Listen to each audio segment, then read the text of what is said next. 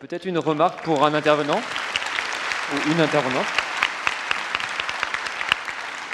Peut-être juste une remarque. Attention à pas trop hétéronormer la sexualité. Voilà.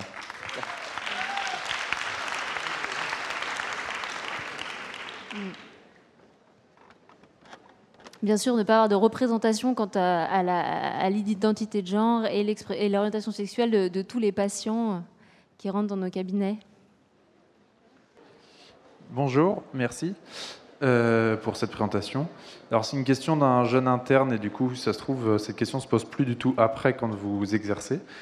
Vous avez parlé dans les freins de discussion, notamment avec les adolescents, je pense que ça se pose moins avec les adultes, de la présence des parents. Et alors, comment est-ce qu'on met de côté les parents pour pouvoir en parler avec l'adolescent sans lui le mettre mal à l'aise et sans que les parents s'en mêlent trop vous comprenez ma question, je pense.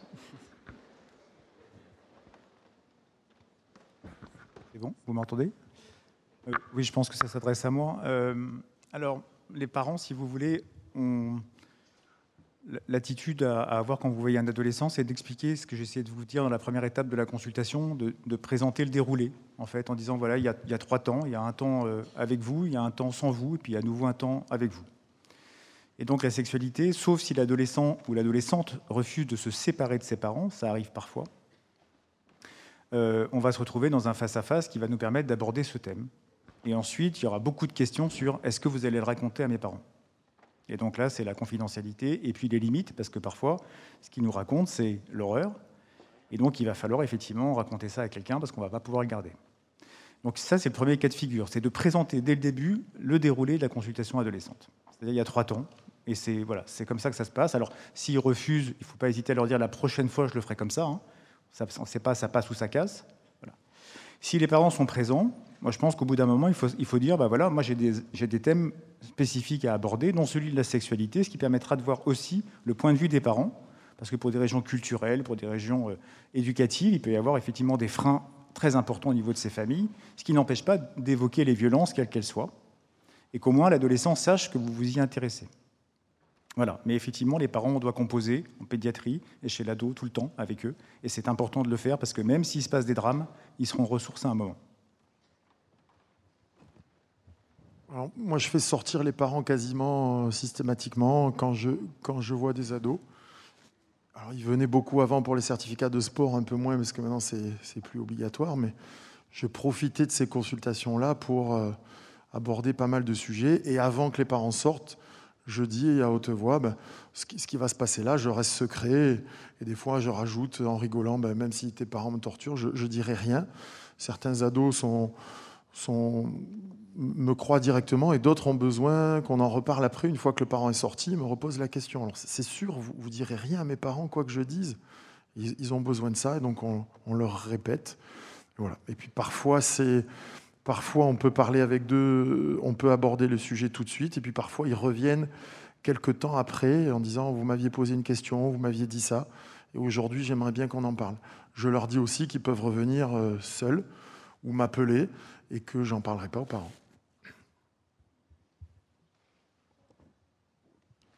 Bonjour, Roxane de Bordeaux. J'ai eu l'expérience d'utiliser une application pour dépister les conduites à risque chez les adolescents dans un service d'urgence. Et en l'occurrence, chez une patiente, ça a permis de dépister une conduite à risque que je n'avais pas repérée à l'interrogatoire. Donc, à votre connaissance, est-ce que utiliser une application, il y a des données de la science qui montrent que ça peut être plus efficace que l'interrogatoire ? Après, ça dépend du caractère systématique ou pas de l'utilisation de l'application. Si c'est dans le cadre d'une étude, on va forcément trouver des résultats qui vont permettre de dire pour un tiers des adolescents, ça leur a permis d'accéder.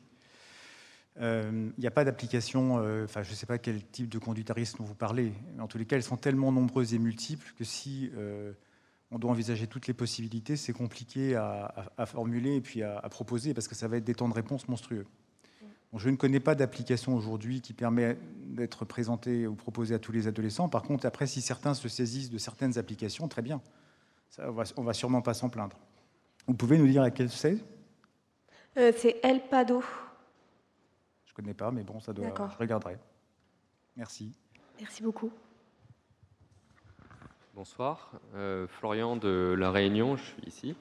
Je voulais avoir votre avis sur la contraception œstro-progestative et les possibles effets secondaires de baisse de la libido, et après la gestion si jamais les patientes présentent cet effet secondaire.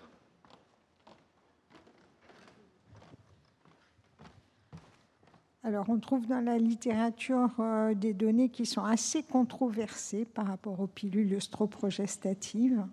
Moi, après, dans ma pratique, il arrive souvent qu'en changeant de pilule ou en arrêtant la pilule et en passant à un autre moyen de contraception, on peut avoir une influence sur le désir. Voilà. C'est mon expérience personnelle, mais dans la littérature, il y a des études qui montrent que oui, ça a un impact, et puis il y en a d'autres qui disent que non, ça n'a pas du tout d'impact. Donc, moi, je pense personnellement, cliniquement, mon expérience à moi, c'est que ça peut. C'est pas obligé, mais ça peut. Merci. Bonjour, je voulais savoir si vous aviez des informations sur l'état des lieux scientifiques de la contraception masculine. S'il y avait eu des études récentes, voilà, je parle de l'androswitch ou de slip ascenseur qu'on peut l'appeler. Alors, c'est un sujet qui... Alors, je pense qu'il n'y a que moi qui vais pouvoir essayer d'apporter une réponse. C'est un sujet qui est en plein développement aujourd'hui, la contraception masculine, indépendamment des ligatures des cordons spermatiques, qui existe depuis très longtemps. Moi, je parle effectivement plutôt des slips chauffants, des choses comme ça. À ma connaissance, je n'ai pas vu beaucoup d'études encore. Je sais que la SALF, la Société d'andrologie de langue française, travaille beaucoup sur la contraception masculine. Je sais qu'il y a un des andrologues qui est le concepteur de ce slip chauffant qui est en cours d'expérimentation. Voilà. Après, est-ce que ça sera vraiment quelque chose de très développé rapidement? Je pense que ça va prendre encore un peu de temps. Voilà. Mais on y travaille. Mais c'est vrai que comme pas mal de sujets liés à la santé sexuelle où on n'aborde pas forcément la problématique ou les thématiques avec les patients, c'est eux qui vont nous amener de la doc sur ces sujets-là et on va un petit peu apprendre avec eux, mais on n'a pas de base scientifique pour vraiment les rassurer et se rassurer. Après, s'ils connaissent la balance bénéfice-risque, ils sont acteurs de leur contraception. Et si les hommes peuvent prendre leur part, c'est très bien aussi. Moi, j'ai une question du coup pour les trois, savoir si avec MeToo, ça a changé quelque chose dans les mots qui viennent en consultation, parce que maintenant, il y a quand même pas mal de mots qui sont sortis et qui sont médiatisés. Justement, les nudes, maintenant, on commence à connaître un petit peu mieux ce qui se passe. Et puis, les gens en parlent. Est-ce que ça a changé quelque chose en consultation pour vous trois? Alors, moi, je veux bien répondre la première parce que, en tant que médecin sexologue qui exerce en clinique depuis plus de 15 ans, j'ai une question systématique à un moment donné dans mon interrogatoire sur l'existence ou non de pression sexuelle, de choses dans le domaine de la sexualité qui pourraient avoir des conséquences. Enfin, il y a plein de manières d'amener la question et on se rend compte que les attouchements, les violences sexuelles, les incestes, etc., sont extrêmement, mais alors extrêmement répandus dans la population. Donc je pense que l'épisode MeToo révèle quelque chose qui existait déjà si on posait la question. Voilà, parce qu'il y a très peu de gens qui, en entretien individuel, une fois qu'on a établi une relation de confiance, qu'on a une bonne alliance thérapeutique et qu'on interroge la personne sur son histoire sexuelle, sur son développement sexuel, sur ce qui s'est passé dans sa vie, il y a peu de personnes qui n'en parlent pas. Oui, alors moi aussi, je suis plus systématique. J'avais assisté dans un jury de thèse une thèse sur les violences où la thésarde disait les généralistes, vous êtes des témoins aveugles de ces violences parce que vous voyez les femmes en consultation et puis vous n'arrivez pas à repérer ces violences.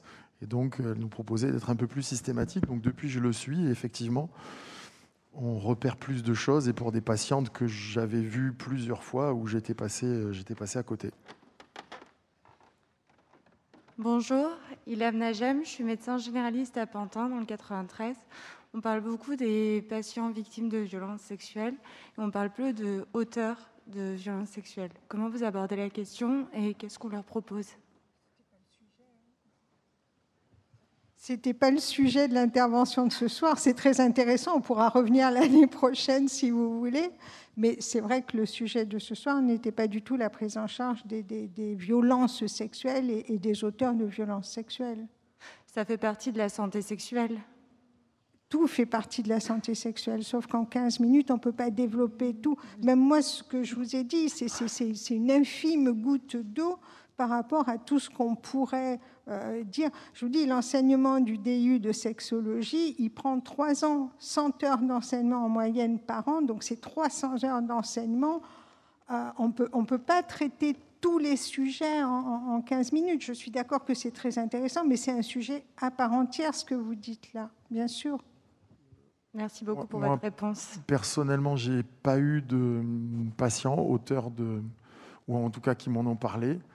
Et je t'avoue que je ne saurais pas quoi faire. Il faudrait que j'aille me former si je devais accompagner quelqu'un. Donc au début, je serais vraiment dans l'alliance, mais je ne suis pas formé pour les accompagner. Je sais qu'il y a encore beaucoup de travaux qui vont commencer sur ce sujet-là. Donc là, je ne suis pas compétent pour te répondre. Après, effectivement, vu la quantité de personnes qui subissent des violences sexuelles ou des viols, il y a une quantité de violeurs en face. Qui sont aussi dans nos cabinets. C'est vrai que c'est l'alliance thérapeutique qu'on a avec nos patients qui leur permet de nous en parler. Si la confiance, elle est là. Ce matin, on en parlait avec une amie qui disait moi, j'ai un patient justement qui m'en a parlé parce que la relation, elle était là. Et on parlait aussi du coup des situations de harcèlement pour les ados et les enfants. Où moi, maintenant, je pose la question systématiquement, est-ce que tu subis des situations de harcèlement et est-ce que toi, tu harcèles ? Alors, chez l'adulte, c'est plus compliqué à poser, ou savoir comment la poser, mais c'est sûr qu'il y a l'alliance thérapeutique. Et puis après, il y a ces phrases, plus on les pose, plus elles deviennent... moins elles deviennent tabous. Du coup, moi, j'avais une question sur l'abord de la sexualité chez les adolescents. Du coup, je suis Estelle, médecin remplaçant dans le Tarn. Ma question, c'était... C'est vrai que les ados, moi, je ne les vois pas beaucoup. Alors, est-ce que c'est parce que je suis juste remplaçante et que du coup, je n'ai pas une patientèle à moi mais on voit beaucoup les enfants de 12 ans, pour le rappel du Répévax, et pour lequel, souvent, du coup, j'aborde le sujet du vaccin contre l'HPV. Mais est-ce que j'ai du mal à aborder à 12 ans la sexualité? Je me dis, est-ce qu'ils ne sont pas trop jeunes? Qu'est-ce que vous en pensez? Alors effectivement, c'est une bonne question. Après, je dirais que ça dépend des adolescents, parce qu'il y en a certaines, j'ai envie de dire certaines, à 12 ans, qui vont... ça va dépendre un petit peu de si elles ont été réglées à 10, 11, ou si elles ne sont pas encore réglées, si elles ont un stade pubertaire qui est développé ou pas, si elles sont au collège, enfin, vous voyez, si elles sont inversement extrêmement carencées ou en situation socio-éducative compliquée, où elles peuvent être beaucoup plus exposées à ce type de situation. Donc c'est ce que j'ai essayé de dire dans l'India, il y avait l'environnement et le parcours qui comptaient beaucoup. Après, rien ne vous empêche de dire, voilà, on peut parler de sexualité, on peut parler de santé sexuelle. Qu'est-ce que tu en as compris, qu'est-ce que tu en as appris à l'école avec les différents enseignements s'ils ont été présents? Et si vous voyez bien qu'il n'y a pas grand-chose, il ne faut pas insister, il faut dire, voilà, moi, si jamais il y avait des choses qui étaient compliquées, je suis présent, voilà, vous êtes disponible. Elle sait, vous êtes ressource pour en reparler. Et ça, c'est très important, plutôt que d'aller sur Internet et regarder n'importe quoi et écouter n'importe qui. Voilà, pour les jeunes, en tous les cas, sur les moins de 15 ans, je dirais que c'est l'attitude à peu près logique à avoir. Après 15 ans, c'est... Quand j'en discute, ou quand les parents demandent aussi un conseil, parfois, il y a des livres qu'on peut leur conseiller. Ils laissent traîner les livres à la maison, et puis les enfants, les ados, ils peuvent aller voir ces livres-là. Et puis c'est pareil des fois pour les adultes, hein. Des fois un des deux du couple achète le bouquin pour que l'autre le lise. Et donc on a vu les premiers contacts avec des images pornographiques, c'est autour de 10 ans. Donc à 9 ans, il y en a qu'on a déjà vu. Et moi, j'ai un livre derrière moi. Comme ça, j'ai un petit rayon et il y a un livre Sexualité des adolescents. Donc comme ça, s'ils le voient, ils savent qu'ils peuvent en parler aussi. Je vais juste répondre à une question tout à l'heure sur la gravité des violences sexuelles chez l'adolescent, chez le mineur. Si jamais vous avez une situation de danger, vous êtes obligé d'appeler le procureur de la République et de l'adresser aux urgences pour qu'on s'en occupe, de façon à ce qu'on l'hospitalise et qu'il sorte du milieu à risque. Dans les situations d'inceste, un ado qui vous dit qu'il est violé par son grand-père ou par je ne sais pas qui, il n'est pas question qu'il retourne chez lui. Ça, c'est pas possible. C'est pas possible. Voilà. Donc, dans ces cas-là, il faut trouver une raison d'hospitaliser, il faut trouver une raison de l'extraire de la situation de violence. Soit c'est un tiers extérieur à la famille protège, il n'y a pas de souci. Soit c'est intrafamilial, et là, on ne peut pas faire comme si de rien n'était, et que le soir, cette gamine ou ce gamin reconnaisse encore le calvaire qu'il a connu et dont il vous a parlé.